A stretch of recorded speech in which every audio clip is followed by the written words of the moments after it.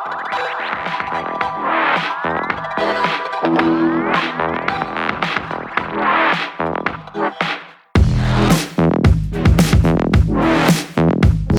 आपके सामने फिर से आ गए हैं एक नई उमंग और एक नई सोच के साथ। हमारा चैप्टर वही इलेक्ट्रोकेमिस्ट्री, जिसमें हमने अभी तक पढ़ रखा था कि दो कंटेनर हैं जिसमें क्या है, दो इलेक्ट्रोड लगे हुए हैं और वो जो दोनों के दोनों इलेक्ट्रोड हैं अपने ही सॉल्ट सोल्यूशन में डिप है। वहां पे हमने आपको बताया था कि ये Zn की इलेक्ट्रोड है और ये जो सोल्यूशन था वो ZnSO4 का था। ये जो रॉड थी, जो इलेक्ट्रोड था वो कॉपर का था और ये जो सोल्यूशन था वो CuSO4 का था। ठीक है, और इसको जोड़ दिया गया था थ्रू द वायर और बीच में एक इंडिकेटर लगाया गया था। हमने बताया था कि ये इस बात को आपको पुष्टि करेगा कि इलेक्ट्रॉन इधर से इधर जा रहे हैं कि नहीं जा रहे हैं। ठीक है, उसके बाद हमने क्या किया था, बीच में एक सॉल्ट ब्रिज लगाया था। क्यों लगाया था इस चीज को हमने पहले ही डिस्कस कर लिया, बीच में नेट सॉल्ट भर लिया। और ये क्या करता है, सॉल्यूशन की न्यूट्रलिटी को, मतलब उदासीनता को मेंटेन रखता है। ठीक है, यहां तक की कहानी को हमने पढ़ लिया था। ठीक है, अब इसके आगे हम चलते हैं। हमने वहां पे ये चीज देखा था कि इलेक्ट्रॉन यहां से इस इलेक्ट्रोड से इस इलेक्ट्रोड की तरफ क्यों नहीं जा रहे थे, क्योंकि वहां पे हमने देखा था कि यहाँ पे जब Zn यहाँ से रॉड छोड़ के इस सोल्यूशन में आ रहा था तो उस कंडीशन में क्या हो रहा था कि यहाँ पे ये जो सोल्यूशन है वो पूरी तरह से पॉजिटिवली चार्ज हो जा रहा था, मतलब बहुत बुरी तरह से पॉजिटिवली चार्ज हुआ था। और ये जो सोल्यूशन था वो नेगेटिवली चार्ज हुआ था, मतलब ये जो एनोड वाला है ये हाफ सेल पॉजिटिवली चार्ज और ये हाफ सेल नेगेटिवली चार्ज। देखिए हमने यहाँ पे एक नए टर्म का यूज किया है, हाफ सेल। ठीक है, देखिए अगर इन दोनों की, अगर दोनों को मिलाकर बात करें तो दोनों को कहते हैं पूरा कंप्लीट सेल, लेकिन अगर सिर्फ इसकी या फिर सिर्फ इसकी बात करेंगे तो कहेंगे हाफ सेल। ठीक है, अब देखिए हाफ सेल यहाँ पे दो है, एक तो ये है और एक ये। ठीक है, अब देखिए ये जिंक वाला है और ये जो रॉड है ये नेगेटिव है। ठीक है, तो एक छोटा सा एक ट्रिक है जो गैल्वेनिक सेल में एप्लीकेबल है ओनली। इसको आप जब इलेक्ट्रोलाइटिक सेल पढ़ाएंगे तो वहां पर कंफ्यूज आप मत कीजिएगा। ये जो हम ट्रिक बता रहे हैं आपको ये सिर्फ और सिर्फ गैल्वेनिक सेल के लिए ही एप्लीकेबल है। देखिए लोन कुछ नहीं, सिंपल लोन। देखिए लोन मतलब होता है लेफ्ट, एल से लेफ्ट, ठीक, ओ से ऑक्सीडेशन, ऑक्सीडेशन, ए से एनोड और एन से नेगेटिव। ठीक है, तो ये जो हाफ सेल है इसको चार नामों से जाना जाएगा। पहला कौन, लेफ्ट हाफ सेल, ठीक, दूसरा ऑक्सीडेशन हाफ सेल, तीसरा ए से एनोड हाफ सेल और चौथा एन से नेगेटिव हाफ सेल। ठीक है, और इसमें होने वाली रिएक्शन को क्या कहेंगे, इसी नाम से इसको भी जान लेंगे, left half cell reaction, oxidation half cell reaction, anode half cell reaction या फिर नेगेटिव हाफ सेल रिएक्शन। ठीक है, अब इसके जस्ट अपोजिट ये है। तो देखिए एक आईपीएससी ने कन्वेंशन बनाया था, उसमें कहा था कि जो एनोड वाला पोर्शन होगा, जो एनोड हाफ सेल होगी वो हमेशा और हमेशा लेफ्ट में रखी जाएगी, जबकि जो कैथोड वाला हाफ सेल होगा वो राइट में रखा जाएगा। हमेशा यूनिवर्सल है ये, आईपीएससी का ये रूल है। उसने कहा था कि जो जो एनोड होगा वो लेफ्ट में रखा जाएगा, जबकि जो कैथोड होगा वो राइट में रखा जाएगा। रुक जाइएगा, अब इसके जस्ट अपोजिट देखिए इधर वाला जो है, देखिए अगर ये लेफ्ट था तो ये क्या होगा, राइट, तो ये राइट हाफ सेल। अगर ये देखिए ऑक्सीडेशन हाफ सेल है तो ये कौन सा होगा, रिडक्शन हाफ सेल। अगर ये देखिए एनोड हाफ सेल है तो ये कौन सा होगा, ये होगा कैथोड हाफ सेल। अगर ये नेगेटिव है तो ये कौन सा होगा, पॉजिटिव, तो ये कौन सा है, पॉजिटिव। ठीक है, तो देखिए इसको क्या क्या कह रहे हैं, left half cell, oxidation half cell, anode half cell और नेगेटिव हाफ सेल। इसके जस्ट अपोजिट ये क्या हुआ, right half cell, reduction half cell और कैथोड हाफ सेल, और पी से पॉजिटिव हाफ सेल। ठीक है, अभी देखिए हम क्या बात कर रहे थे कि ये जो इस हाफ सेल पे इसमें जो सोल्यूशन है ये पॉजिटिवली चार्ज हो जा रहा है। ठीक है, और इसके रेस्पेक्ट में जब यहां से Zn मतलब जिंक इसमें आया, कैसे आया देखिए, यहाँ तो ये एटम फॉर्म में था, Zn फॉर्म में था सिंपल, और जब ये सॉल्यूशन को छोड़ रहा था, मतलब जो सॉल्यूशन में जा रहा था तो ये Zn2+ फॉर्म में जा रहा था वहां पे, और दो इलेक्ट्रॉन को तो वो इसी इलेक्ट्रोड पर छोड़ दे रहा था, देखिए यहाँ पे। अब ये जो इलेक्ट्रॉन था ये इधर से आ रहा था इस कैथोड पे। अभी आप देखिए थोड़ा सा समझिए, इलेक्ट्रोड जो हमारा वो नेगेटिवली चार्ज है, इसके रिस्पेक्ट में हमारा जो सोल्यूशन है वो पॉजिटिवली चार्ज है। क्या आप थोड़ा सा यहाँ पे दिमाग लगा सकते हैं कि यहाँ पे सॉल्यूशन और इलेक्ट्रोड के बीच में पोटेंशियल डिफरेंस क्रिएट हो रहा है, मतलब विभवांतर उत्पन्न हो रहा है कि नहीं हो रहा है? बिल्कुल हो रहा है। और इसी विभवांतर को, क्योंकि ये जो विभवांतर है इलेक्ट्रोड और सॉल्यूशन के बीच हो रहा है, इसमें इलेक्ट्रोड इन्वॉल्व है, इसलिए इसे कहते हैं इलेक्ट्रोड पोटेंशियल। ठीक है, हिंदी में कहते हैं इलेक्ट्रोड विभव। तो क्या होता है इलेक्ट्रोड विभव? सिंपल वे में समझिए, इलेक्ट्रोड और सॉल्यूशन के बीच में ये जो विभवांतर उत्पन्न हो रहा है, पोटेंशियल डिफरेंस क्रिएट हो रहा है, उसे कहते हैं इलेक्ट्रोड पोटेंशियल। ठीक है, अभी आप देखिए यहाँ पे जो इलेक्ट्रोड है वो दो टाइप के है कि नहीं है? दो टाइप के इलेक्ट्रोड है। तो क्या हम ये कह सकते हैं कि ये जो इलेक्ट्रोड पोटेंशियल की जो हम बात कर रहे हैं, क्या ये भी दो टाइप के होंगे? जी हाँ, बिल्कुल दो टाइप के होंगे। वो कौन कौन से होंगे आइए देखते हैं। देखिए हम इलेक्ट्रोड पोटेंशियल को दो भागों में फर्दर डिवाइड कर रहे हैं। First one is oxidation electrode potential, और जो दूसरा है वो है रिडक्शन इलेक्ट्रोड पोटेंशियल। ठीक है, इलेक्ट्रोड ऑक्सीडेशन इलेक्ट्रोड पोटेंशियल और रिडक्शन इलेक्ट्रोड पोटेंशियल। इसको, इस कहानी को अभी हम यहीं पर रोक रहे हैं। थोड़ी सी एक दूसरी कहानी है उसको भी समझ लेते हैं। अभी आप देखिए, ये जो इलेक्ट्रोड हमारा है वो नेगेटिवली चार्ज है, ठीक है, और इसके रिस्पेक्ट में ये जो हमारा इलेक्ट्रोड था कैथोड वाला, ये पॉजिटिवली चार्ज है कि नहीं? अब देखिए थोड़ा सा यहाँ पर देखिए, ये नेगेटिव, यहाँ पर भी पोटेंशियल डिफरेंस क्रिएट हो रहा है। ठीक है, और ये potential difference at the equilibrium state, मतलब साम्यावस्था में, इस पोटेंशियल डिफरेंस को कहते हैं इलेक्ट्रोमोटिव फोर्स, दैट मीन विद्युत वाहक बल। इसको सिंपली रिप्रेजेंट करते हैं EMF से। ठीक है, इलेक्ट्रोमोटिव फोर्स हिंदी में क्या कहते हैं? विद्युत वाहक बल। ठीक है, अब देखिए इलेक्ट्रोमोटिव फोर्स को मेजर करने के लिए एक फॉर्मूला दिया गया। वो क्या था? देखिए इलेक्ट्रोमोटिव फोर्स क्या था? इस इलेक्ट्रोड और इस इलेक्ट्रोड पे जो पोटेंशियल डिफरेंस क्रिएट हो रहा था वही था।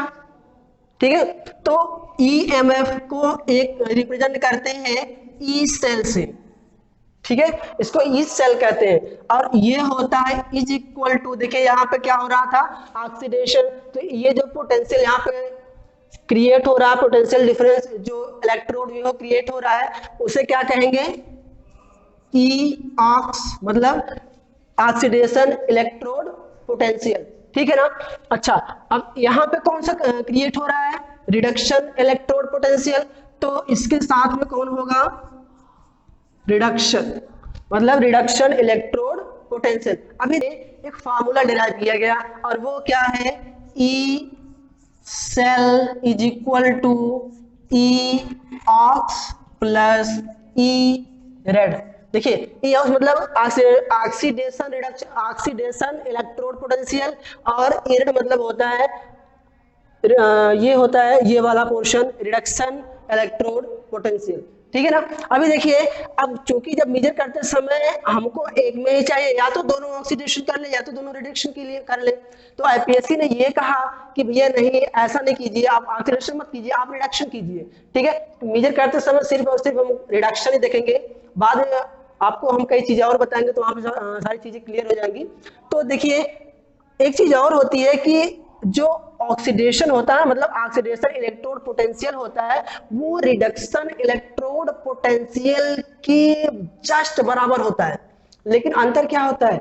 सिर्फ वहां पे साइन डिफरेंट हो जाता है। जैसे देखिए हमने कहा कि जो ऑक्सीडेशन इलेक्ट्रोड पोटेंशियल होता है वो रिडक्शन इलेक्ट्रोड पोटेंशियल की जस्ट बराबर होता है, लेकिन अंतर क्या होता है, साइन उल्टा होता है, अगर इधर पॉजिटिव है तो इधर नेगेटिव होगा। ठीक है, तो इसका मतलब ये कि ये जितना है उतना ये भी होगा। ठीक है, इसका मतलब ये कि अगर इसको हमें इसमें बदलना है तो क्या करेंगे, सिर्फ यहाँ पे नेगेटिव उठा के रख दे। क्यों, अगर ऐसा कर रहे हैं तो हो जाएगा ना, हो जाएगा, बिल्कुल हो जाएगा। तो यहाँ पे देखिए हम क्या कर रहे हैं, यहाँ पे लिख दे रहे हैं ई, देखिए माइनस लगाया हमने क्योंकि ऑक्सीडेशन को रिडक्शन बदल रहे हैं, ई रेड प्लस ई रेड। ठीक है, दूसरे अल्फाजों में हम इसको इस तरह से कह सकते हैं कि E cell is equal to E right minus E left. ठीक है, ई लेफ्ट। ठीक है ना, तो ये हमारा मेन फॉर्मूला जो है वो डिराइव होके आता है। ठीक है, क्या आता है कि E cell is equal to जो राइट हाफ सेल में जो इलेक्ट्रोड पोटेंशियल है, अगर उससे हम लेफ्ट हाफ सेल के इलेक्ट्रोड पोटेंशियल से रिडक्शन इलेक्ट्रोड पोटेंशियल से घटा दें तो जो हमारा जो पोटेंशियल डिफरेंस निकल के आएगा वो क्या होगा, ई सेल होगा, मतलब इलेक्ट्रोमोटिव फोर्स होगा, दैट मीन विद्युत वाहक बल होगा। ठीक है, अभी देखिए हम इसके आगे चलते हैं। अब देखिए जो हम बार बार कह रहे हैं कि इलेक्ट्रोड पोटेंशियल, एक्चुअली इसको मेजर कैसे किया जाता है, कैसे मेजर करेंगे, तो इसको मेजर करने के लिए एक छोटा सा संयंत्र बनाया गया, सी मतलब समझ रहे हैं ना, बिना सी के कुछ नहीं होने वाला, और यहाँ पर भी बिना सी के कुछ नहीं होगा। देखिए यहाँ सी मतलब क्या है, यस मतलब है स्टैंडर्ड, एच मतलब है हाइड्रोजन, और ई मतलब है इलेक्ट्रोड। ठीक है, तो स्टैंडर्ड हाइड्रोजन इलेक्ट्रोड को मानक माना गया, किसको मेजर करने के लिए, इलेक्ट्रोड पोटेंशियल को मेजर करने के लिए स्टैंडर्ड हाइड्रोजन इलेक्ट्रोड को मेजर माना गया, एक मानक मान लिया गया। जैसे अभी आप जैसे बाजार में कुछ खरीदने जाते हो, मान लो आपको 1 किलो सेब चाहिए, ठीक है, तो 1 किलो आया कहां से, एक्चुअली हमने ही तो माना है कि भैया ये 1 किलो इतना होता है। एक्चुअली क्या है ना कि एक यूरेनियम का पत्थर रखा है किसी लाइब्रेरी में, वो उसको मान लिया गया है कि ये 1 किलो का है। ठीक है, इसी तरह से सारी चीजें होती, कोई भी चीज हो उसको आप रिलेट करके मेजर कर सकते हो। जैसे कोई कार जा रही है, बहुत फास्ट जा रही है, आप कहोगे ये 80 किलोमीटर पर आवर की स्पीड से जा रही है, तो कैसे, मतलब किसके रिस्पेक्ट में 80 किलोमीटर के है, वो देखिए जो सड़क है वो स्थिर है और सड़क के रिस्पेक्ट में वो गतिमान है, और उसकी चाल सड़क के रिस्पेक्ट में 80 किलोमीटर पर आवर है। ठीक है, तो उसी तरह से इसको भी मेजर करने के लिए सी का इस्तेमाल किया गया, स्टैंडर्ड हाइड्रोजन इलेक्ट्रोड का इस्तेमाल किया गया। अभी हम देखते हैं कि स्टैंडर्ड हाइड्रोजन इलेक्ट्रोड एक्चुअली होता क्या है। ठीक है, उससे पहले एक चीज हम और जानते हैं कि जो इलेक्ट्रोड पोटेंशियल को मेजर करने के 2 वे होते हैं। ठीक है, पहला क्या होता है, स्टैंडर्ड इलेक्ट्रोड पोटेंशियल। ठीक है, और दूसरा होता है सिर्फ इलेक्ट्रोड पोटेंशियल। ठीक है, इलेक्ट्रोड पोटेंशियल। देखिए अब यहाँ पे स्टैंडर्ड लगाया गया है, तो ये जो स्टैंडर्ड इलेक्ट्रोड पोटेंशियल है ना, ये क्या होगा, ये स्टैंडर्ड कंडीशन में जो इलेक्ट्रोड पोटेंशियल आएगा उसी को कहेंगे स्टैंडर्ड इलेक्ट्रोड पोटेंशियल। अब बात ये आती है कि ये जो एक्चुअली हम स्टैंडर्ड कह रहे हैं इसका मतलब क्या होता है, हिंदी में इसे मानक कहते हैं। ठीक है, तो इसे कहते हैं हिंदी में मानक इलेक्ट्रोड विभव। तो ये जो हम बार बार स्टैंडर्ड कह रहे हैं एक्चुअली होता क्या है, देखिए जो स्टैंडर्ड का मतलब है वो ये है कि जिस टेम्परेचर पे आप ये जो एक्सपेरिमेंट कर रहे हैं वो टेम्परेचर होना चाहिए 298 केल्विन। कितना, 298 केल्विन। और जो हमारा सोल्यूशन, जैसे ये हमारा सोल्यूशन है, इसकी जो मोलरिटी होनी चाहिए मोलरिटी को एम से डिनोट करते हैं। अभी आपका पहला चैप्टर सर पढ़ा रहे हैं, उसमें बताएंगे कि मोलरिटी को कैपिटल एम से डिनोट किया जाता है, और इसकी जो मोलरिटी, इसका जो कंसंट्रेशन होना चाहिए वो 1 होना चाहिए, 1 मोलर होना चाहिए। और जिस प्रेशर पे हम ये जो एक्सपेरिमेंट है उसको प्रोसीड करा रहे हैं वो प्रेशर 1 एटीएम, मतलब एक वायुमंडलीय दाब होना चाहिए। मतलब प्रेशर कितना होना चाहिए, 1 एटीएम। ठीक है, तो अगर ये कंडीशन कहीं पर लागू हो रही है तो उसको कहते हैं स्टैंडर्ड कंडीशन। कई बार इसको एक और नाम से जानते हैं, एसटीपी या फिर एनटीपी के नाम से भी इसे जाना जाता है। ठीक है, यही कंडीशन है। अब देखिए स्टैंडर्ड इलेक्ट्रोड पोटेंशियल और इलेक्ट्रोड पोटेंशियल के बारे में हमें पता चल गया। इससे पहले हम बात कर रहे थे सी के ऊपर, तो सी पे हम फिर से चलते हैं। सी मतलब स्टैंडर्ड हाइड्रोजन इलेक्ट्रोड। देखिए स्टैंडर्ड हाइड्रोजन इलेक्ट्रोड कुछ नहीं होता है, हमने पहले स्टैंडर्ड का मतलब आपको बता दिया। इसमें क्या होता है कि अभी देखिए ये जो स्टैंडर्ड हाइड्रोजन इलेक्ट्रोड होता है, अब देखिए ये इलेक्ट्रोड है, तो इसमें जो इलेक्ट्रोड होता है वो हाइड्रोजन गैस का होता है। अब आपके दिमाग में ये क्वेश्चन आ रहा होगा कि सर जी यहाँ पे हमने देखा था जो इलेक्ट्रोड था वो तो ठोस था, ठीक है भाई हमने आराम से लगा दिया था, लेकिन अब हमको गैस का इलेक्ट्रोड बनाना है, वो कैसे बनाएंगे, हुई विपदा भारी। तो इसके लिए क्या किया गया कि कुछ नोबल मेटल है।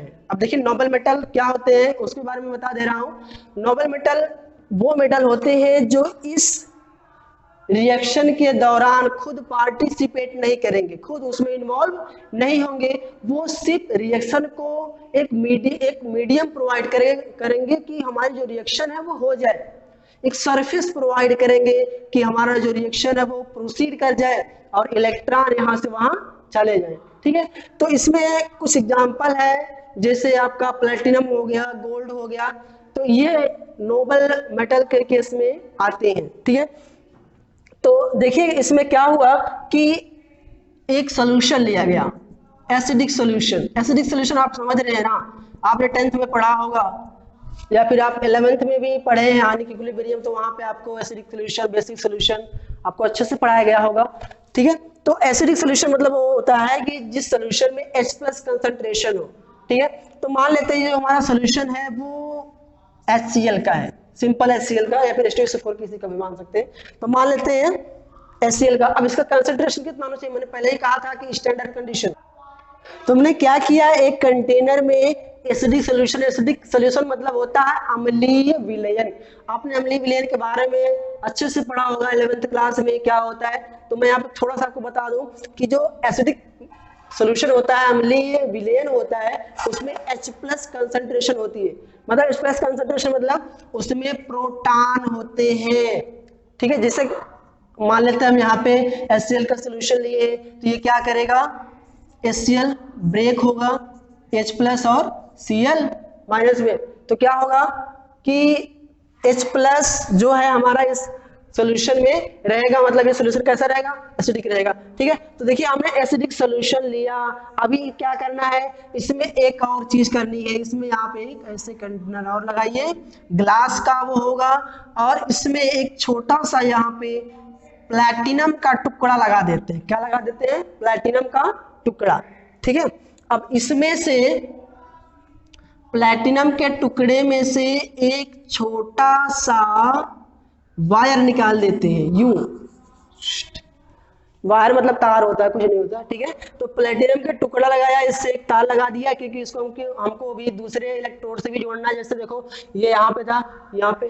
ठीक है, अच्छा ये हमने कर लिया।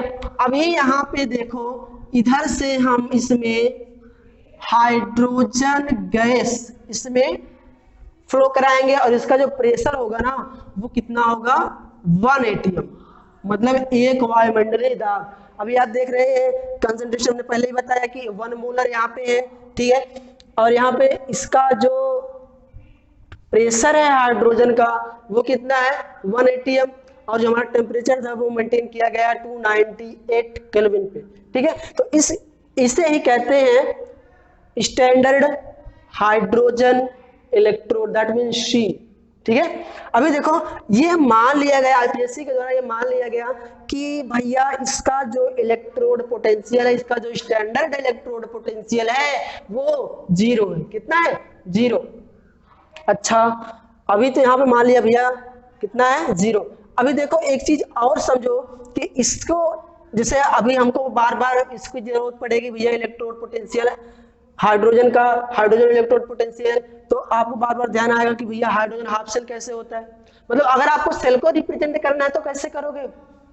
कुछ नहीं है, सिंपल वे। देखो जैसे मान लो अगर हमको इस सेल को रिप्रेजेंट करना है तो यहाँ पे क्या करेंगे, देखो जैसे देखो पहले हम इसी को कर लेते हैं राइट लेफ्ट वाले को, तो क्या हो रहा है यहाँ पे? कौन सी रिएक्शन हो रही है? पहले देखो यहाँ पे ऑक्सीडेशन रिएक्शन हो रही है, तो जो रिएक्शन चल रही है पहले वही उठा लो।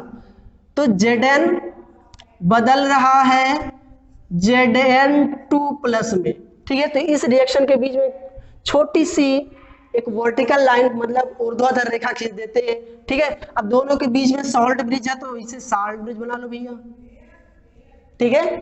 अब देखिए अब ये वाली शुरू हो जाती है। अब ये इस हाफ सेल को हमें बताना कि भाई ये भी पड़ोसी मुल्क में है, हाफ सेल से सॉल्ट ब्रिज से जुड़ा हुआ है, तो इस पे कौन सी रिएक्शन हो रही है?